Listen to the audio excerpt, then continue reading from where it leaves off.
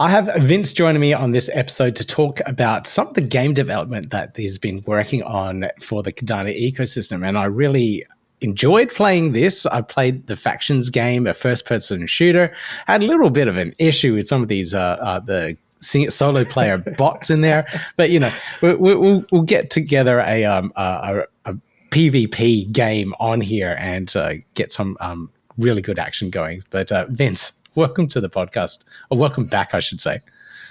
Pete, it's good to see you again. Last time we talked with CNFTCon. I'm glad you got a chance to play Khaos Factions. You know, we're really excited about the game. Yes, the bots are kind of tough right now, but we're really excited about PvP and making sure people have a fun experience playing with their friends. So definitely, man, I'm excited to be here. It's good to see you again. So let's go through what you guys have been up to. It's almost been a year since we last chatted. So you've got Words Win, the Factions, the first-person shooter. Can you give us an update about what you guys have been up to? Absolutely. You know, the past year we took a focus on specifically game development. We wanted to make sure that with Khaos Factions, we demoed a preview of it at CNFTCon last year because we feel like CNFTCon is the place to show off early demos, early alphas. You know, at the time there's Cornucopias there showing off their demo. Same with Planet Pals. And so we felt right at home showing people some of the early technology we're working on. This year, what we've been making is, a lot of times we talk about having or owning the assets in game. This is the year for us to really show that that's possible. And so with Khaos Factions, we've released our Genesis crate, which actually allows you to have, sovereignty and ownership of the weapons, skins, camos, and tracers within the game itself. And so that's something that we've been working on this year. We've been working with our partners at Ada Anvil. Cash, he's a great guy. He's been really helping us out with a lot of the planning and meticulous parts of putting together something like this.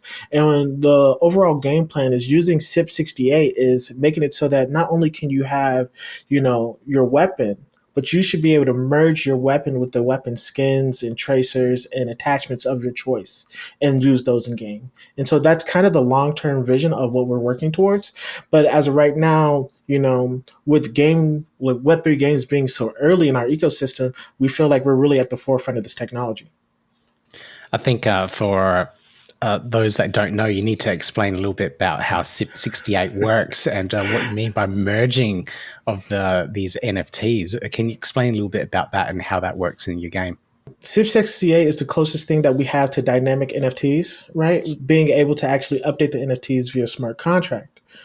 What that means is, I don't know if the audience has seen the Ape Society passport. This is a great example of it, where you have a NFT that allows the user to input information or an image and update that NFT with the user submitted information. And, to me, I feel like that's a great representation of the technology. But for what we're attempting to do is we want the user to be able to take a weapon that they have along with the weapon skin and attachments and then update them based off of the additional assets that they have, essentially. So let's say I have, in our game, we have a gun called the Scorpion. It's a small SMG. It's very, it doesn't. I think it's one of the better guns in the game. That's just me, Yeah, But okay. we have a Scorpion, and basically, let's say you want to put a sight on a Scorpion, right? We want you to be able to update that Scorpion weapon with a sight attachment or a stock attachment, and the stock attachment is going to give you a 5% movement bonus. And then let's say if you have a red winter camo that you want to use, you could put that on the sight as well. Well, on the weapon as well. And then we want the NFT to update to reflect the changes to the weapons that you have. And so our long-term vision is not only updating the weapon based off of the additional NFTs and the collections that you attach to it, but also making sure that some of those attachments have progression attached to them in game. Meaning, let's say if I have the red winter camo, right? We make it so that you're going to be able to update those specific colorways based off of what you're doing in game. So let's say if you get, 50 kills, you're going to unlock that same red winter pattern, but maybe in a blue or green and whatnot. And so the camos, we have the base camos, and then we have our tracers, which both are going to have progressions attached to them, and we're just waiting, and we're just working with our partners to make sure this type of functionality can happen. That's really cool. I was wondering if the accessories did have modifiers on the weapons. So, could you potentially collect all these really cool mods, mod up your gun, and then sell them on secondary marketplaces to other people? Could you create an That economy around that? that is the long-term vision, right?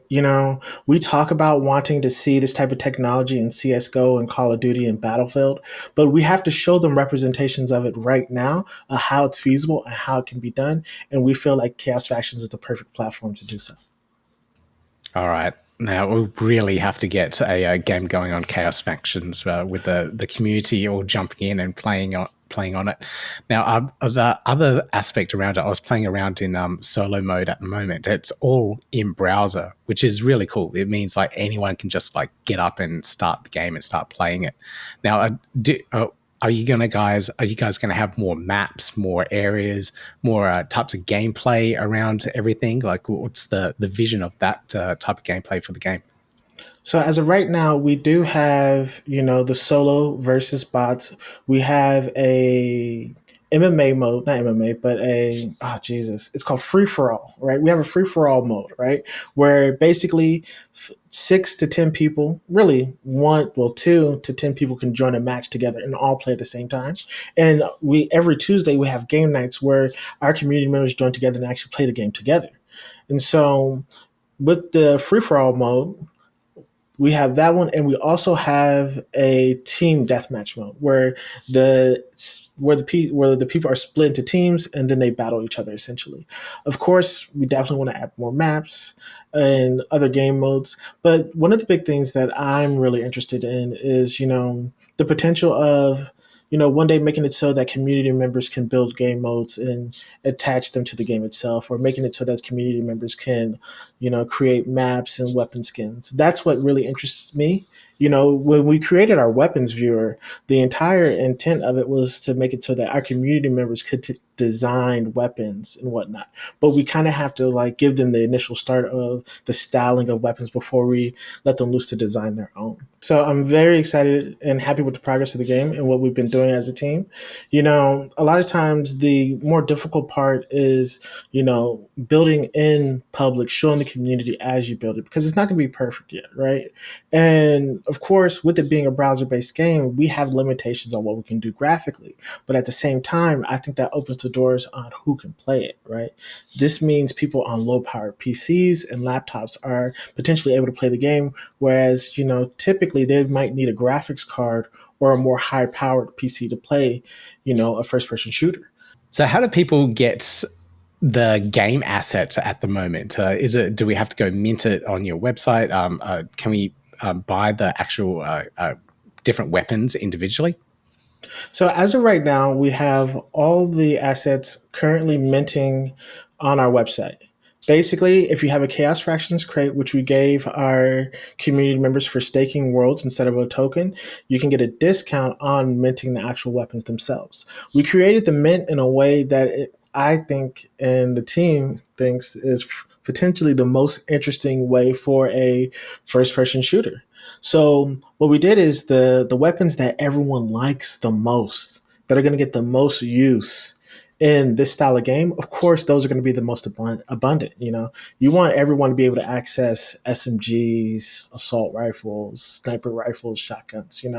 But the things that are more so for the hardcore gamers, like the guys that like to run around with knives and pistols and that type of thing, those are going to be the things that are more difficult to find in the collection. But it means that the people who are the people who are going to have that style of gameplay, those are going to be the hardcore users, the people who are going to be seeking those types of items out, right? Because if you think about it, consider all the times you've seen in Battlefield or Call of Duty, the guys that make knifing montages, or even the guys that play CSGO and they have like the special knife camos and whatnot that are extremely rare. And so we modeled the game after the utility of the actual weapons that you're going to want to use in game. And so I think that's very exciting. That is very cool indeed. All right, I have to check out the Mint page, and I'll put the details for that in the show notes for this episode as well. Now, what about mobile development? Do you have any plans to go mobile? Because the most commonly used device is a mobile device. I could play this, quick games, jump in and have a quick session in a few minutes and whatnot. Do you have any plans to go mobile? So we do have a mobile version that's working right now. That's for the team currently, but we're still working on the actual feel of the game. Right, the mobile controls are too loose currently. And so, as of right now, what we've been working on is trying to make it so that the mobile controls are tight and give the same type of feeling that, you know, desktop with mouse and keyboard might feel. And I know that's a terrible comparison, but at the same time, if you played any of the mobile FPS games out there, they have very tactile input, meaning that, when people are playing, the feedback feels really good for when you're actually, aiming down sights or moving the character in game. And so we're kind of trying to model after those other, mobile FPS games, but that is a difficult target to hit. And so, as of right now, like I said, we do have a mobile version. It works on iPhones, it works on Androids. You don't need to have like the latest model iPhone or Android phone. We're testing it on older devices specifically. But it's just that making sure that it feels good, because at the same time, we want to make sure there's some sort of aim assist, because you are playing against people who are on mouse and keyboard, which is going to be extremely difficult. Yeah, I've played many FPSs on mobile devices, and I really feel it a little bit clunky, especially when you have to constantly have your thumb on the left side of the screen to move around, and then you're trying to move the other hand to fire and shoot and change weapons at the same time. It's a little bit clunky, so it's a interesting challenge that you guys have there for that one. For sure. I think that, over the course of time, with some of our other priorities that we're working on right now, which includes, better servers, better optimizations for people playing the game. Over time, we'll be able to improve the mobile feel of the game just by, some of the bigger issues that we're working on. It's just that as of right now, like, our main focus is making sure that when you play the game and you have assets, that you have that sovereignty, that you're able to actually, unlock things in game based on the ownership of them. All right. Vince, this has been awesome catching up and learning a little bit more about what you guys have been up to. Where can I find out more information? Where can the community find out more information? And when is this game night you're talking about? I think I should jump in when everyone else is playing at the same time. Absolutely. Worldswithin.io. If you want to play any of our applications for Worlds Within, play.worldswithin.io. Basically, it has a panel that allows you to test out any of the interactive experiences that we built in the Worlds Within community. Also, game nights are every Tuesday night at 8 p.m. EST. And yeah, join us. We talk about Web3 gaming, right? We actually play some matches. We look at some of the other gaming projects that are in the Cardano ecosystem, and also join us for Worlds Wednesdays. It's basically a Twitter space where we talk about Web3 gaming as well. One thing about me is that I'm a massive gamer. And I love to play games, and I'm interested in how people are building their games, in not only in Cardano but all of Web3. And so it's really just anyone that's interested in gaming specifically, and not just play to earn or metaverses and whatnot. Even if smaller games that are building narrative components to them, right? I'm also interested, to similarly how we have artists on Cardano that are building, one-on-one collection style pieces. I'm interested in teams that might be interested in building something that's narrative based or a story mode based game, same way that there have been people who've released movies on Cardano. So yeah, I'm very interested in all topics gaming, and yeah, that's it, man. Brilliant. All right. I'll make sure I grab those links to those Twitter spaces and everything else that you guys have as well, and put them in the show notes. And hopefully I can catch you guys at the next gaming night. Definitely, Pete. That'd be awesome.